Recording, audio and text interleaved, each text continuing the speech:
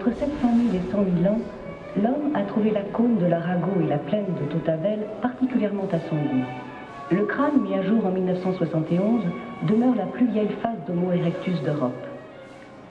L'étude pluridisciplinaire de à Totavel, on vient chercher une origine, celle de l'homme, perdu au fond d'une grotte depuis 450 000 ans, et dont les scientifiques ont reconstitué le crâne morcelé, en comblant les vides, avec des ossements empruntés à plusieurs de ses contemporains, découverts aux quatre coins du monde. L'histoire de l'homme de Totavel, ce n'est pas seulement un long dépôt de couches sur le sol, c'est une éruption, celle de son retour en 1971, et le chevauchement d'une couche sur une autre, plus récente, plus terrible.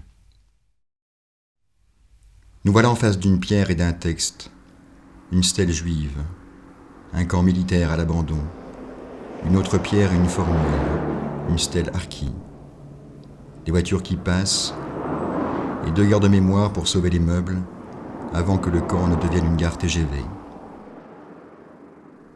2 peuples qui se rencontrent, sans regard, 2 manières de raconter son histoire.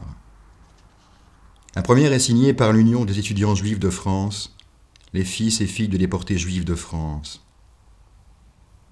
Des milliers de juifs étrangers qui s'étaient réfugiés en France furent arrêtés et internés en 1940 dans le camp de Rivesaltes en zone libre.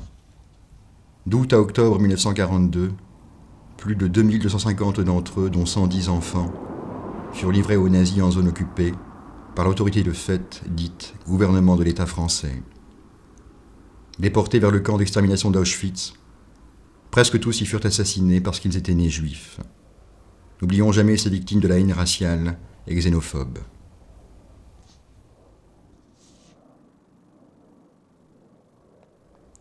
Sur la seconde stèle, l'histoire se résume à une formule.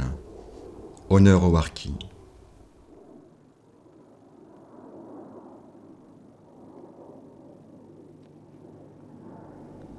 Ces 2 stèles sont placées devant une partie du camp militaire qui ne fut ni le camp d'internement de Vichy, ni le camp de transit des harkis.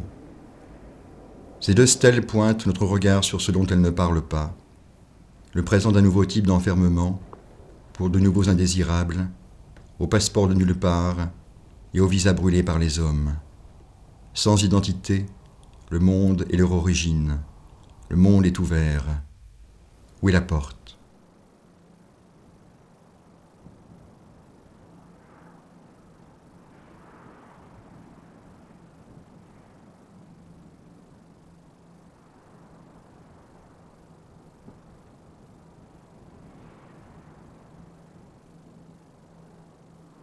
Chaque stèle a son territoire, à chacune son espace commémoratif.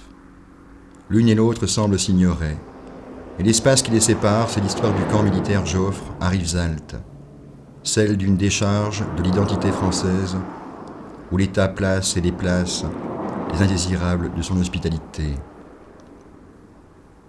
Les voitures passent et repassent. Au loin, à droite de la départementale 5, le portique blanc de l'île-logis ouvre le camp, devenu une décharge, publique ou sauvage, peu importe. Mais une décharge où l'homme aussi était jeté lui-même. L'île-logis, cour centrale d'un grand vide, pour la mémoire d'une mise à l'écart. À 5 km de Rivesaltes, à 15 km de Perpignan, à 15 km de l'homme de Totavel.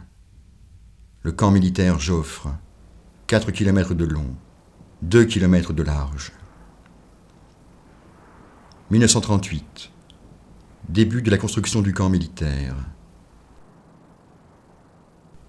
De juillet 1940 à juillet 1942, internement de plusieurs groupes de travailleurs étrangers, composés essentiellement de réfugiés espagnols, internés depuis février 1939 sur les plages du Roussillon, en vertu de la loi du 12 novembre 1938.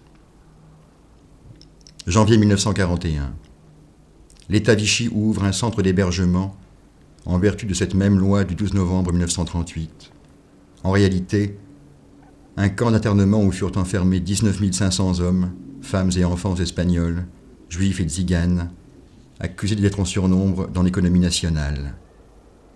L'effectif du camp oscillait entre 1500 et 3000 internés, suivant les arrivées de nouveaux convois, les libérations, les évasions, les morts, les transferts vers d'autres camps d'internement français, et à partir de 1942, les réquisitions de main-d'œuvre orchestrées par l'organisation allemande Todt avec l'accord de l'État Vichy. Août 1942. Une partie du camp devient le centre de rassemblement des Israélites de la zone sud.